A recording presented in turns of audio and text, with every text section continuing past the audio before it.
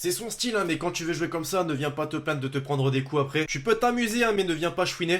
J'espère que vous allez bien l'équipage. Petit clin d'œil à Goncalves, l'arroseur arrosé, j'ai envie de vous dire. Neymar qui s'énerve en prenant un petit point à l'entraînement, d'une manière finalement qu'il déteste, puisque lui à la base c'est celui qui met les petits ponts, c'est celui qui finalement se prend le coup derrière. Bon, rien de méchant, ça reste un geste à l'entraînement. Aujourd'hui la team, je suis extrêmement heureux de vous retrouver pour la vidéo Mercato numéro 3. Alors déjà une chose, merci vraiment à tous, c'est exceptionnel ce que vous m'avez fait sur le précédent épisode, 20 000 pouces bleus.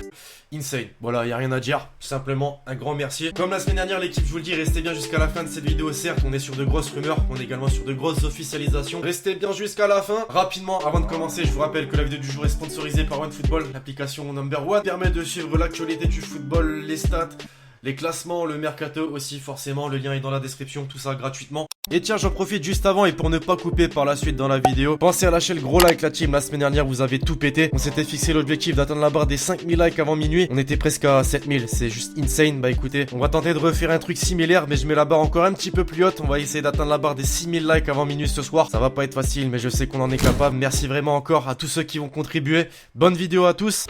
On est parti pour l'épisode 3 de la série Mercato l'équipe, et pour changer d'habitude, on va pas commencer en France mais en Espagne, là où les rumeurs concernant Mbappé et Neymar continuent de faire parler. Grosse bombe autour du dernier joueur cité qui va disputer très prochainement la Copa América, puisque ça va encore plus loin. Selon la radio Catalunya, le PSG et le Barça auraient ouvert des discussions autour d'un possible retour de Neymar en Catalogne, en mettant en place une opération dans laquelle pourrait être inclus l'attaquant français du Barça Ousmane Dembélé. T'as envie de te dire c'est la 451e rumeur d'un média catalan, mais t'as aussi envie de te dire finalement c'est possible. Pourquoi? On le sait maintenant, Ousmane Dembélé a déjà joué en Ligue 1 sous les couleurs du Stade Rennais, c'est d'ailleurs là où il s'est révélé. Il a également joué avec un certain Kylian Mbappé, on a vu ce que ça a donné en équipe de France. Reformer ce duo finalement n'est pas impossible. Alors même si on est encore très loin de la réalité, ça annonce un nouveau feuilleton pour cet été. Les Parisiens, vous seriez prêts vous à laisser partir Neymar pour faire venir Dembélé? Il y a du positif comme du négatif, ça c'est sûr. En parlant du PSG, mon côté chauvin va refaire surface puisqu'on se dirige en France du côté du club de la capitale, qui va à coup sûr frapper un grand coup cet été, mais devra faire très attention au fair play financier. On annonce un budget ne dépassant pas les 100 millions d'euros. Il y a donc de quoi faire après la probable annonce du prochain numéro 6 parisien. Dans les prochaines semaines, le club parisien va taper dans le renouveau pour sa défense. À en croire le média néerlandais De Telegraaf, Mathys de Ligt, 19 ans, l'un des meilleurs défenseurs de la saison, serait désormais la cible principale des dirigeants parisiens. On l'annonçait d'abord du côté du Barça pour accompagner son compatriote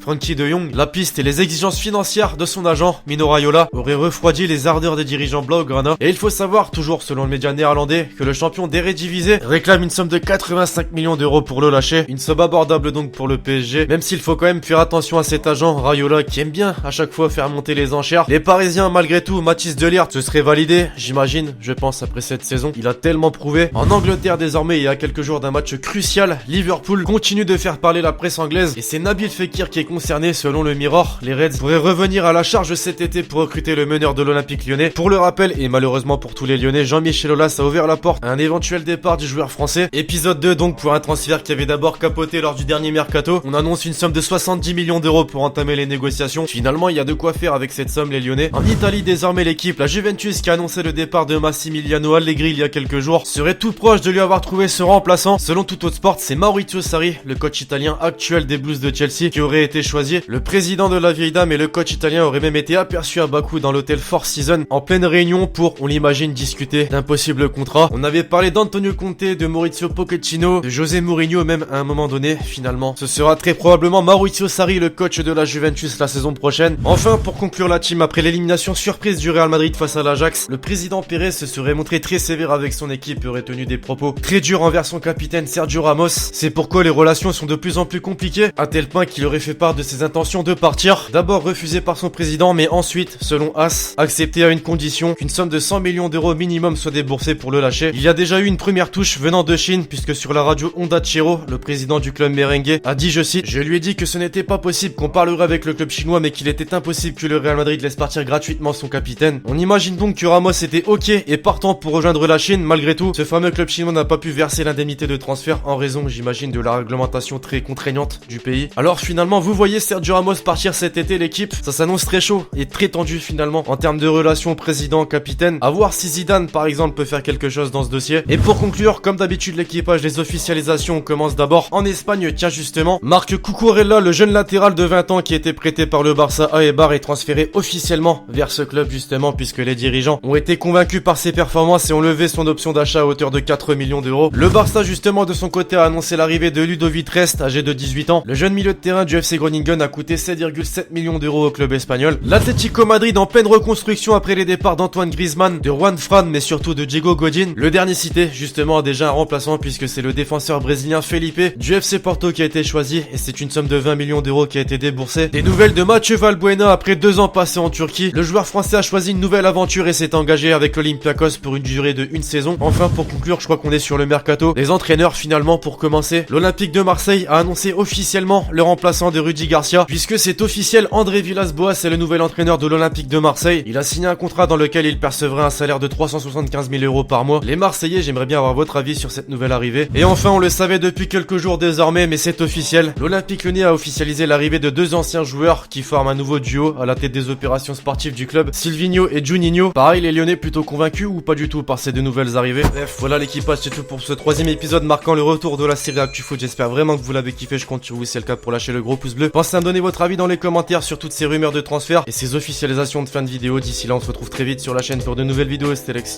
Ciao.